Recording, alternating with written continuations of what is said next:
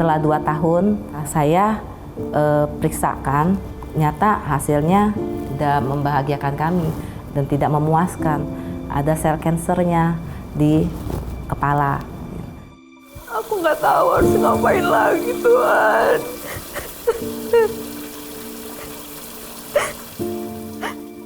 Saya drop banget, ya. Saya marah sama Tuhan, tapi Michelle nggak tahu. Ya, saya bergumul sendiri. Tolong Tuhan, tolong anakku. Jadi saya setiap nangis saya lari ke kamar mandi ya. Saya nangis, saya sambil teriak, sambil doa, saya sambil pakai shower gitu ya. Saya lama di kamar mandi. Karena katanya obatnya lebih berat lagi dari yang pertama kalau misalnya kambuh. Pagi malam nangis. Hancur banget hati saya.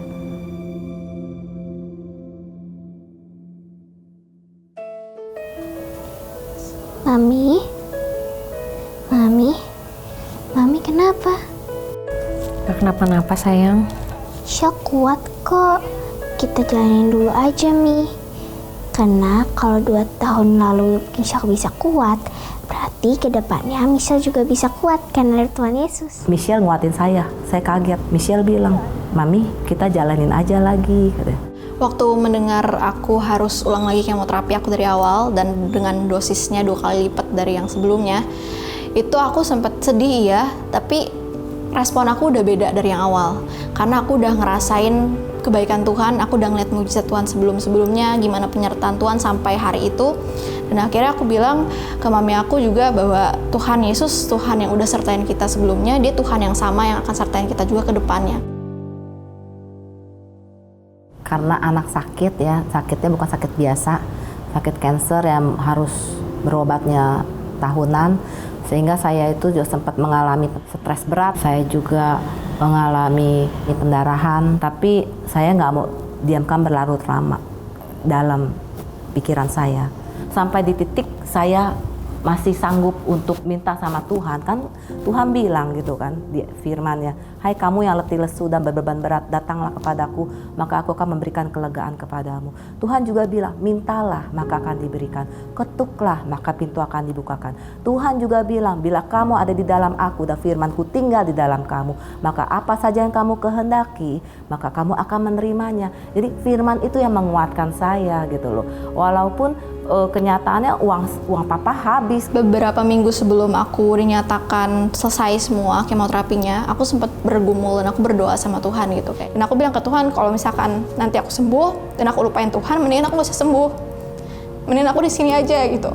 Aku ingat banget waktu aku sedih kan, karena aku bilang aku nggak mau sampai jadi kayak cerita di Alkitab 10 orang kusta disembuhin, 9-nya pergi lupa sama Tuhan, cuma 1 yang balik gitu kan. Dan aku bilang aku nggak mau jadi yang kayak 9, aku mau jadi yang 1. Tuhan pasti yang terbaik, walau kadang tak. Pas menunggu hasil dari kemo terakhir aku, pas dicek semua, itu ada deg-degannya ya, pastilah ya, karena sebelumnya kan pernah ada kejadian itu ada lagi gitu kan. Jadi tapi aku percaya aja sama apapun hasilnya, aku percaya itu yang terbaik dari Tuhan gitu. Nggak mudah, tapi akhirnya Michelle bisa menyelesaikan kemoterapinya sampai 2 tahun, puji Tuhan ya. Dan ternyata diperiksa akhir semuanya bersih dan ya kami bersukacitalah.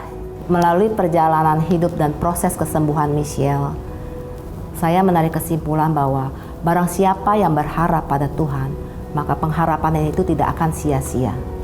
Aku merasa sangat bersyukur sih. Justru aku ngerasa kayak mustahil ya kalau misalkan 4 tahun kemoterapi, lebih dari 100 kali kemoterapi masuk ke tubuh aku, 12 kali radiasi, dan kalau misalkan aku masih ada sampai hari ini, masih bisa sharing, aku yakin dan aku sadar banget bahwa itu karena penyertaan Tuhan. Kalau tanpa Tuhan aku gak mungkin ada sampai hari ini, karena aku udah berkali-kali udah mau nyerah, tapi Tuhan yang selalu bangkitin aku lagi, Tuhan yang selalu bangkitin iman aku lagi, yang kasih harapan baru lagi, itu dia gitu, Tuhan Yesus.